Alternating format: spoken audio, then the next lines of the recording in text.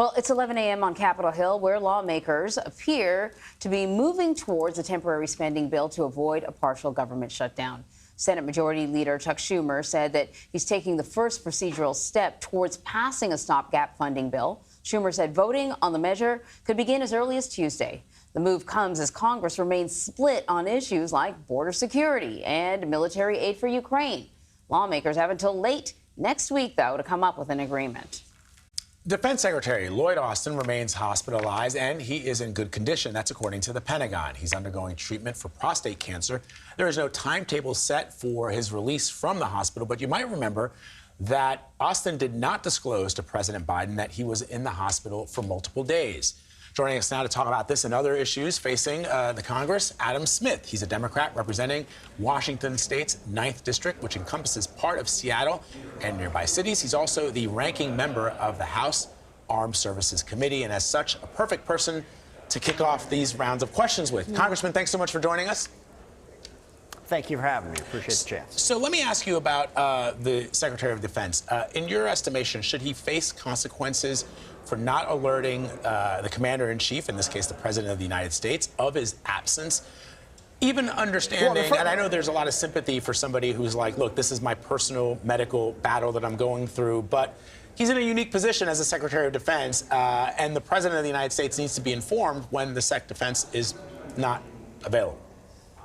Yeah, no, there's no doubt about that. I mean, look, I don't understand why the Secretary made the decision he made here. In the first place, I mean, when he was diagnosed with prostate cancer, given his role as the Secretary of Defense, basically reporting directly to the President, the Commander-in-Chief, I think you have to disclose in that situation to the Commander-in-Chief right away that you got that diagnosis. You certainly should disclose if you're going in for surgery for it. And then there's just no question that if you wind up hospitalized and incapacitated for a couple of days, you absolutely have to report that. I mean, look, it's a basic chain of command issue. So I do not understand why the Secretary thought that he didn't have to disclose that. And I think he owes an explanation certainly to the President so that the President can make sure that they still have the strong relationship that they've had to date. I think it's a big problem and something that the Secretary is going to need to explain to the President. So, some of your colleagues on the other side of the aisle are calling for his resignation. Would you suggest the same? Well, let's be clear on what my colleagues on the other side of the aisle are doing.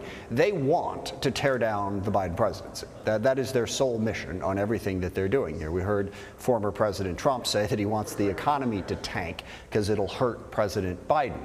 They're dragging Hunter Biden in. They're starting impeachment proceedings, even though their own witnesses admit that they don't actually have any evidence of an impeachable offense. They just want to roll the ball to make the president look bad. And I think the same is the case here. Their goal in handling this situation is to embarrass the president.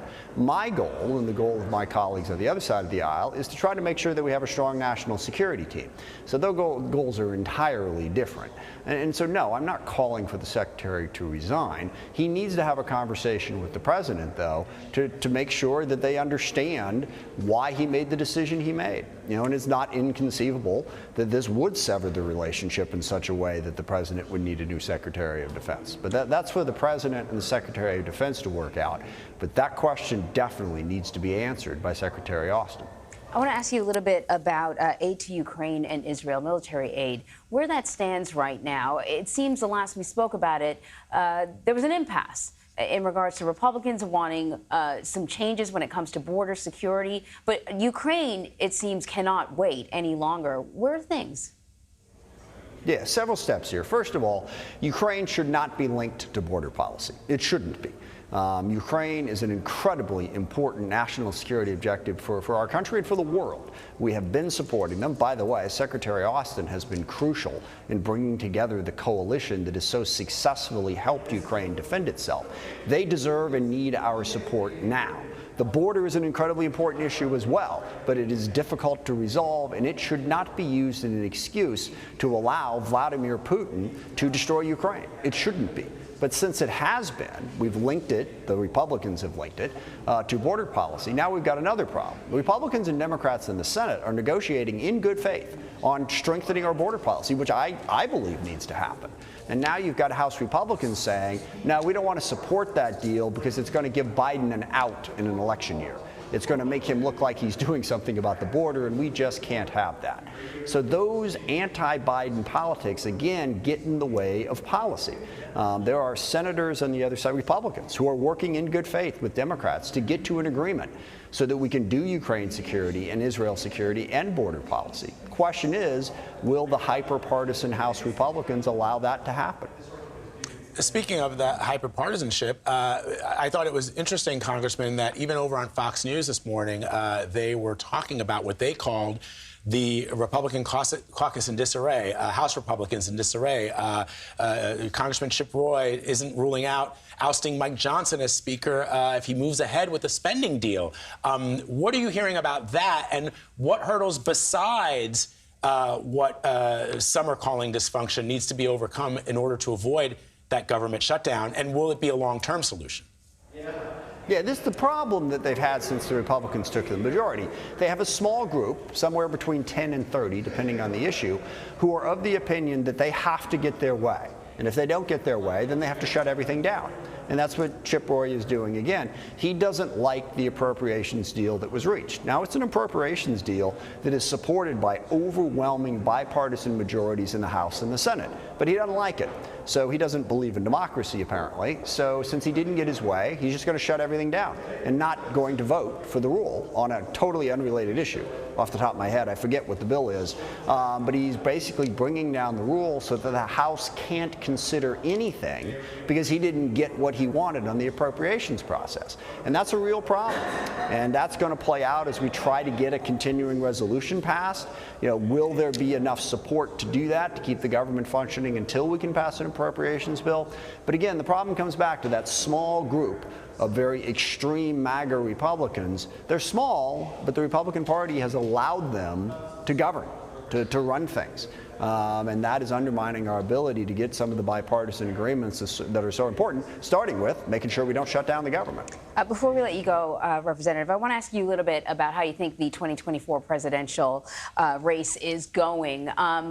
As you know, the president has sort of pivoted a little bit in his messaging, but he started off talking about Bidenomics and how strong the economy was. It didn't seem to be resonating. There are still concerns when you look at some of these polls about the president's age. What would you like to see more of from President Biden, and what is he doing well? Yeah, first of all, he's governing well. He's actually doing a very good job as president. I mean, everyone was saying that we can't possibly tame inflation without sticking our economy into a horrible recession.